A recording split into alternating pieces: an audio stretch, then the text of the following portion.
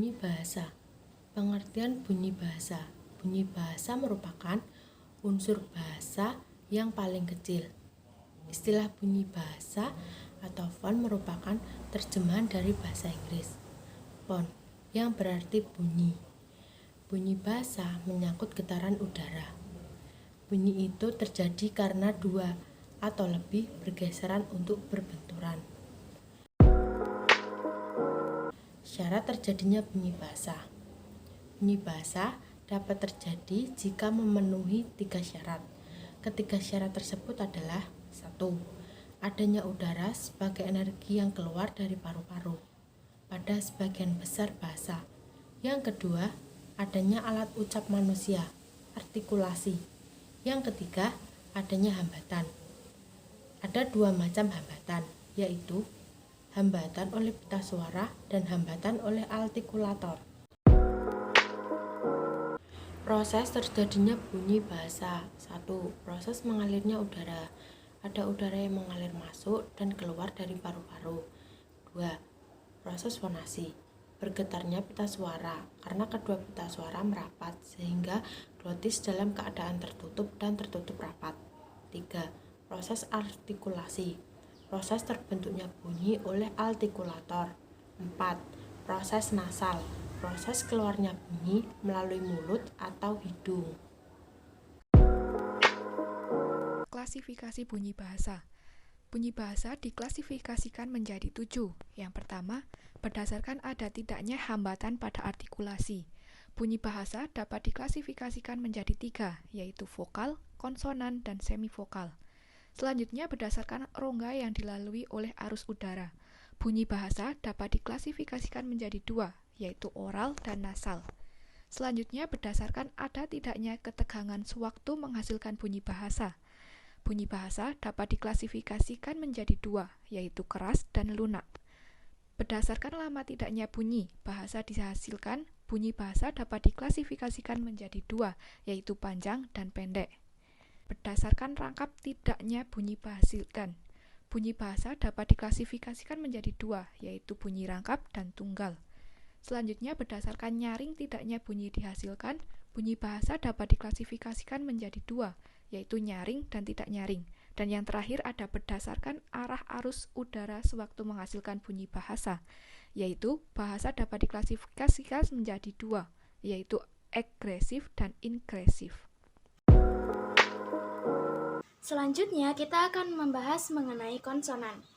Konsonan ialah bunyi bahasa yang dalam proses pembentukannya, arus udara yang datang dari paru-paru mendapat halangan berbagai titik artikulasi. Sesuai dengan artikulasinya, konsonan dalam bahasa Indonesia dapat dikategorikan berdasarkan 3 faktor. Faktor yang pertama, keadaan pita suara. Faktor yang kedua, daerah artikulasi. Dan faktor yang ketiga adalah cara artikulasinya. Faktor dan jenis konsonan. Ada 3 faktor yang mempengaruhi konsonan, yaitu 1. Berdasarkan keadaan pita suara, 2. Berdasarkan daerah artikulasinya, dan 3. Berdasarkan cara artikulasinya. 1. Berdasarkan keadaan pita suaranya, jenis konsonan ada 2, yaitu bersuara dan tidak bersuara. Contoh huruf konsonan yang bersuara adalah B, D, G, J, dan Z. Nah, untuk yang tidak bersuara, contohnya ada C, F, H, dan K. 2. Berdasarkan daerah artikulasinya, jenis konsonan ada 6, yaitu bilabial, labiodental, dental atau alveolar, palatal, velar, dan glotal. 3. Berdasarkan cara artikulasinya, jenis konsonan ada 7, yaitu hambat, afrikatif, frikatif, nasal, getar, lateral, dan semivokal. Samsuri membagi 5 jenis artikulasi yang menjadikan bunyi konsonan, yaitu hambat, nasal, spiran atau geser, lateral, dan getar. Berdasarkan alat ucap atau artikulatornya dibagi menjadi 5, yaitu labial, dental, palatal, velar, dan glotal. Yang pertama adalah labial. Labial merupakan bunyi-bunyi yang dibentuk oleh bibir bawah. Jika bibir bawah menyentuh bibir atas, bunyi-bunyi itu disebut bilabial. Dan bila bibir bawah menyentuh gigi atas, bunyi-bunyi itu disebut labiodental. Yang kedua adalah dental.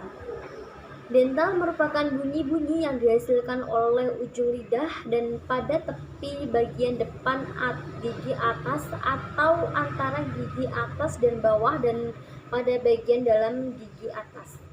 Yang ketiga adalah palatal. Palatal merupakan bunyi-bunyi yang dihasilkan dengan bagian depan lidah dengan langit-langit keras. Yang keempat adalah velar. Velar merupakan bunyi-bunyi yang dibentuk dengan dorsum.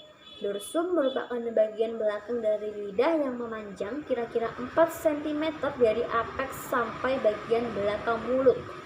Yang kelima adalah glotal. Glotal merupakan bunyi yang pengucapannya dilakukan terutama oleh selaput suara. Bunyi-bunyi ini umpamanya hambat, seperti kayak kita ngomong hamzah itu termasuk glotal. Huruf konsonan dan contohnya. Misal contoh huruf B, yaitu posisi awalnya jika dibuat suatu kata itu adalah bahasa, terus posisi tengahnya kata sebut, dan posisi akhirnya adalah kata adab. Selanjutnya D, misal kata yang berupa konsonan itu posisi awalnya adalah 2, terus posisi tengahnya ada, terus posisi terakhirnya adalah abad.